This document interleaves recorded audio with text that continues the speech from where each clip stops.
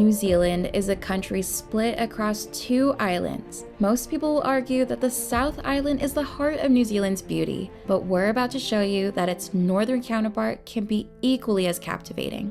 From the most famous one-day alpine crossing across multiple volcanoes to mesmerizing coastal rock formations, we'll show you our top 5 best places to visit on North Island.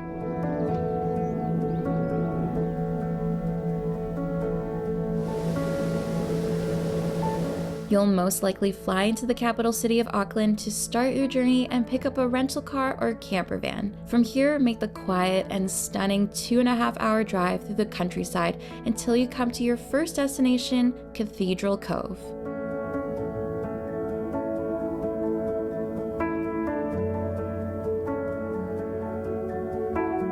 Situated in the southern part of Mercury Bay on the Coromandel Peninsula, Cathedral Cove is a picturesque archway that perfectly frames an imposing triangular islet on the beach.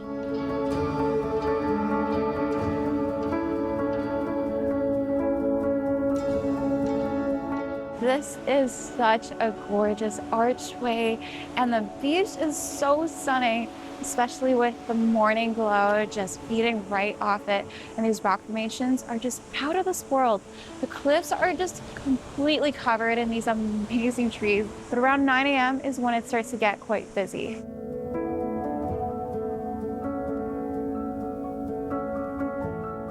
We're all finished up at the cove, and now I want to share with you guys some really important pieces of information.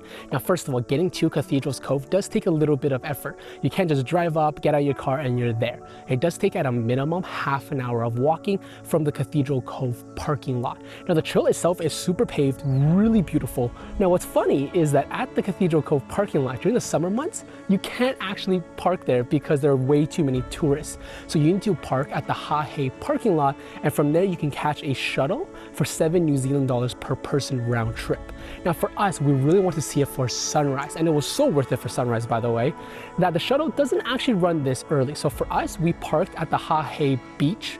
There's a big parking lot right there. It did add about 25 minutes to our hiking time. So in total, if you do want to catch it for sunrise, it will take about an hour's trip just one way. But again, so worth it. Hahe would be the closest town to stay in, but oftentimes you'll find the accommodations here are limited and expensive. Our recommendation is to make the 15-minute drive to the neighboring town of Cook's Beach. It's got a pristine gold sand beach with vibrant turquoise waters that are perfect for a summer swim. In this area, there's also a hidden gem lookout that you don't want to miss. Really close to Cathedral's Cove, there's actually a bonus spot that you guys can go and check out for sunset, and that is called Shakespeare's Cliff. Now, normally you can drive right up there, but if you do want to catch sunrise, you kind of have to park your car at the bottom. Don't worry, we're going to pin the exact location on Google Maps down in the description below. You have to park here because they actually close the gates at 7:30, and during the summer months, sunset doesn't happen until 8, which is exactly right now. So we actually do need to walk up a little bit, and it should take only about 15 minutes until we're there, and hopefully sunset will pop off tonight.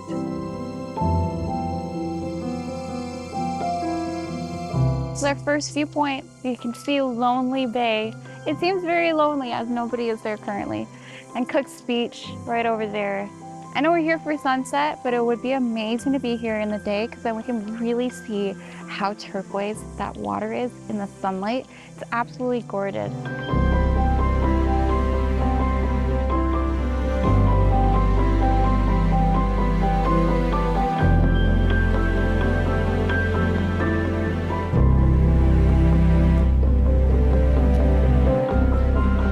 Heading south, we'll come to the second spot on our list, the Redwoods of Rotorua. No hikes needed for this one, just a nice easy stroll through some gigantic California redwoods. There are a few different trails that you can take, but any of them will give you a peaceful time amidst the giants. To elevate your experience, you can also take on the Redwoods Tree Walk, a circuit of suspension bridges and treetop platforms high above the ground trails.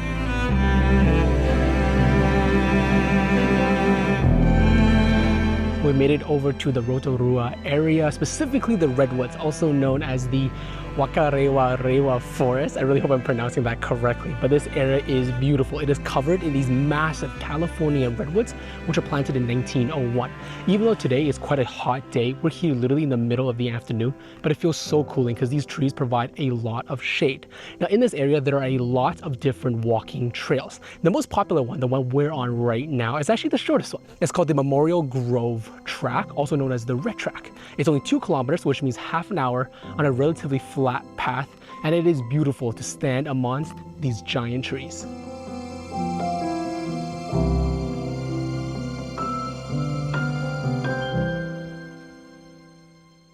Easily the most famous yet challenging thing you can do on the North Island is to complete the Tongariro Alpine Crossing. This 20-kilometer one-way trek with an elevation gain of 850 meters is the most renowned single-day hike in all of New Zealand, drawing in nearly 3,000 hikers per day in the summer months. The term Alpine Crossing is used to describe the hike through mountainous terrain, crossing over passes and saddles with ever-changing weather conditions. Thankfully, the day we went was perfect, but more than often it can change to extreme winds and rain even if you start the hike with bright blue skies. As this is a one-way trek, you'll end in a different spot than where you started, meaning unless you have someone to pick you up and drop you off, a shuttle will be needed. There are a lot of different shuttle services that you can use, but we'll link 2 different options in the description depending on whether you have your own vehicle or not.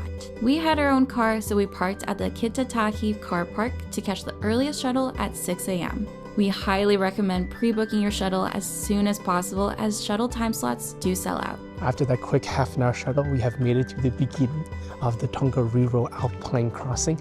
This should be a really fun 6 to 8 hour day. Hopefully shorter. It is quite dark outside. And cold. It is really, really cold. And we're not even like towards the top yet, because once we're up there, apparently the temperature drops by like half. I know how people are wearing shorts at the start of the hike right now. Like mini shorts. Yeah, we're literally over here in pants and a full puffer jacket.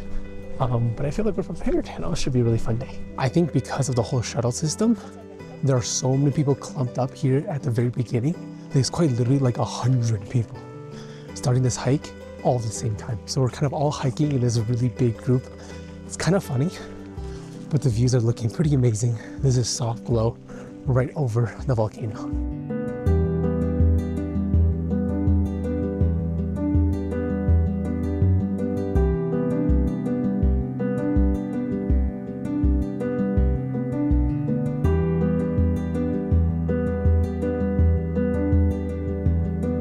They actually really built this place out. They have a whole boardwalk system, so you avoid kind of walking on the fragile ground. There's a lot of vegetation out here, which I think is pretty sensitive. They have this like rubber coating on top. You don't feel like you're gonna slip.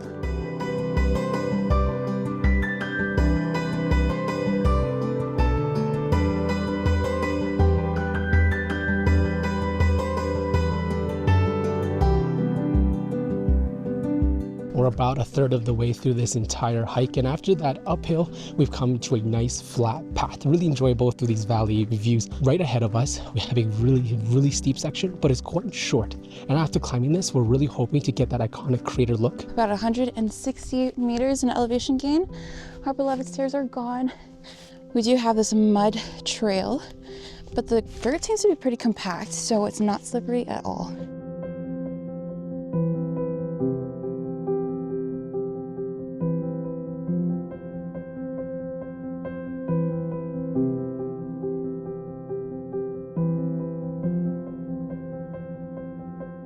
We made it to the summit of the red crater at 1868 meters. You can already see the blue lake from here.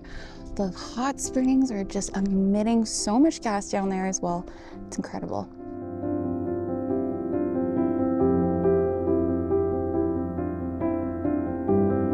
This is probably one of the greatest lunch spots. Right now we're just chilling on this rock. There is Lauren trying to grab out her beef jerky. I'm kind of just like enjoying the views here. It is honestly such a beautiful day, but it is crazy busy.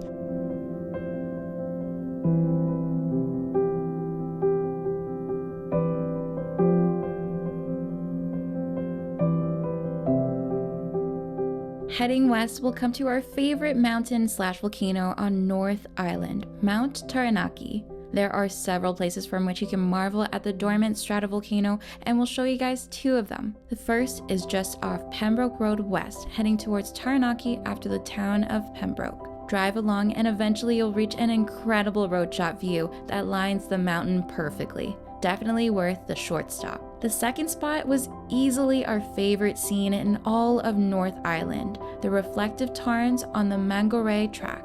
This 12.5-kilometer hike with 780 meters of elevation gain begins at the Mangorei trailhead that will lead you first to the Pouakai hut, then to the reflective tarns. There are some things you need to note. First, this is a highly popular attraction and the reflective tarns are much smaller than we expected, so if you're looking for a secluded place away from others, you won't find it here. Second, the odds of catching a perfect reflection are pretty low. Just 1 meter per second wind speed can render the reflection non-existent. Did we also mention that Taranaki is frequently completely covered in clouds? This is a trek you really want to do during sunrise to maximize your chances of seeing both a reflection and the mountain itself. It's currently about 6:45 in the morning. The sun has just started to peek out and is creating this really beautiful orange glow. But we're almost at the Pouakai hut. Once we reach the hut, it's only about 15 minutes or so until we get to the reflective tarns. And also, once we get to the hut, most of the elevation will be done. We can literally see it right now. We are so excited because the sky is clear and there's pretty much no wind. So hopefully we get that reflection.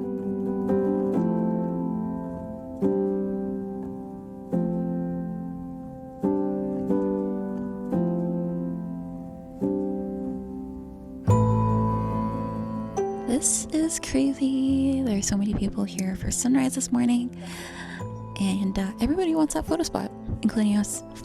But we're all pretty patient. Everybody's just chilling here, having a good time, enjoying the sunrise, and waiting for everybody to have their turn. Our final drive brings us to Bridal Veil Falls. It's a tremendous single-stream waterfall amidst lush forest that plunges 55 meters off the edge of a basalt cliff formed by volcanic activity. This is a bit of a hidden gem as most people tend to skip it, but we think it's worth a short detour. We just parked our car here at Bridal Veil Falls. Now, North Island of New Zealand isn't exactly known for waterfalls, but based on the images we found online, this place looks pretty cool. And it's actually really easy to get there. It's only a 10-minute downhill walk on a wide gravel park through the forest from the parking lot.